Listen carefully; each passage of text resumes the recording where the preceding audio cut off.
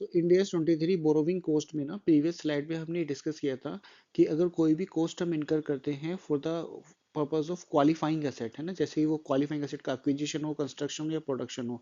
तो उसको हम part of the qualifying asset मान लेते हैं बोरोविंग कॉस्ट को। और अगर कोई कॉस्ट हम इनकर करते हैं अदर देन बोरोविंग कॉस्ट, तो उसको हम रिकॉग्नाइज करते हैं प्रॉफिट एंड लॉस अकाउंट में एज एन एक्सपेंस। अब हम आगे हम डिस्कस करेंगे कि देखो कौन सी ऐसी बोरोविंग कॉस्ट होती है ना, यहाँ पे एक एग्जांपल दिए हुए हैं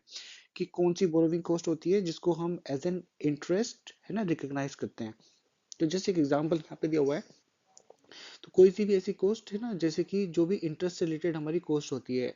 तो उसको हम क्या करते हैं, सबसे पहले तो इंड एस 109 के अकॉर्डिंग हम कैलकुलेट करते हैं जो भी हमारा इफेक्टिव इंटरेस्ट होता है, उसको हम बोरोविंग कॉस्ट में इंक्लूड कर लेते हैं। फिर दूसरा होता है हमारा interest in respect of lease liabilities, है ना, तो जो लीज लाइबिलिटी वाला हमारा इंटरेस्ट होता है उसको एज पर इंड एस 116 के अकॉर्डिंग रिकॉग्नाइज करते हैं। और फिर तीसरा है हमारा एक्सचेंज लॉस डिफरेंस। तो एक्सचेंज लॉस डिफरेंस में हमारा क्या आता है, जो भी हमारा एक्सचेंज डिफरेंस होता है, यानी कि हमने कोई फॉरेन करेंसी में हमने कोई लोन वगैरह बोरो किया, तो उसकी वजह से जो एक्सचेंज डिफरेंस आएगा ना, तो उसको हम बोरोविंग कॉस्ट का ही पार्ट मानते हैं। और इसके बारे में ना देखो, अब ये ना यहाँ पे इन्होंने नोट भी दिया हुआ है, नोट में हम देख लेते हैं कि जो एडजस्टमेंट रहता है ना, adjustment with regard to exchange difference required to be treated as borrowing cost. तो जो एडजस्टमेंट अमाउंट है it should be equivalent to the exchange loss not exceeding the difference between the cost of borrowing in foreign currency vis vis cost of borrowing in the functional currency. तो यहाँ पे ना देखो formula के रूप में समझें, तो एडजस्टमेंट अमाउंट जो है ना हमारा, it should be equivalent to cost of borrowing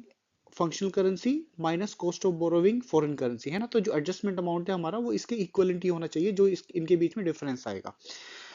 और रियलाइज और unrealise gain to the extent of the unrealised exchange loss previously recognised as an adjustment should also be recognised as an adjustment to the interest, है ना। तो जो भी हमारा unrealise realise unrealise gain होता है to the extent unrealise exchange loss previously recognised as an adjustment, उसको भी हमें क्या करना पड़ेगा, रिकॉग्नाइज करना पड़ेगा as an adjustment to the interest.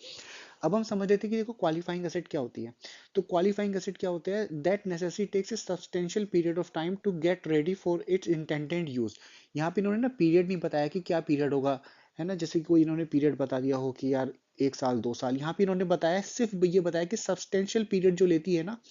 उसी को हम क्वालिफाइंग एसेट मानते हैं।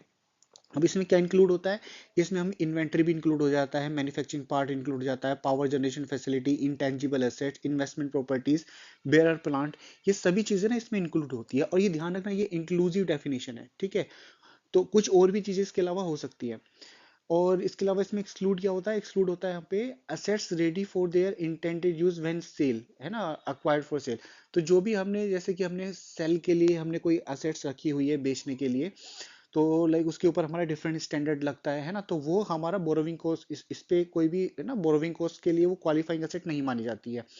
फिर होता है हमारा financial asset and the inventories that are manufactured otherwise produce over a short period of time. तो कोई भी फाइनेंशियल एसेट या फिर इन्वेंटरी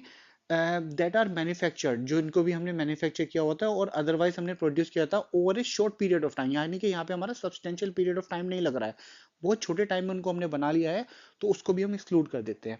फिर देखो यहाँ पे क्या है ना, ये borrowing cost eligible for capitalisation, कौन सी बोरोविंग कॉस्ट होती है जो हमारी एलिजिबल फॉर कैपिटलाइजेशन होती है, actual borrowing cost incurred on that borrowing during the period, है ना। तो जो भी हमारी एक्चुअल बोरोविंग कॉस्ट होती है इनकर्ड ऑन दैट बोरोविंग, है ना, उस बोरोविंग के ऊपर, जैसे हमने कोई भी पैसा बोरो किया, सी हमने 10,000 रुपए बोरो किए, तो उसके ऊपर हमारी जो भी बोरोविंग कॉस्ट लगेगी, है ना, उस पीरियड में, उसको हम उसमें से हम माइनस कर देंगे क्या, इन्वेस्टमेंट इनकम। तो कोई भी आपने इनकम कमाई होगी, जैसे कि इसके ऊपर आपने 5,000 रुपए का इंटरेस्ट दिया, है ना, और इसके अलावा कुछ पैसा पड़ा हुआ था, इसमें से हमने अब पूरा यूज नहीं किया था, तो कुछ पैसे पे हमने इंटरेस्ट कमा लिया, सपोज करो हमने 1,000 का ना हमने इंटरेस्ट कमा लिया इसके ऊपर, है ना। तो इसमें से माइनस करके हमारा जो बोरोविंग कॉस्ट है ना, एक्चुअल बोरोविंग कॉस्ट हमारी कैपिटलाइजेशन के लिए 4,000 ही बचेगी, है ना। That's it.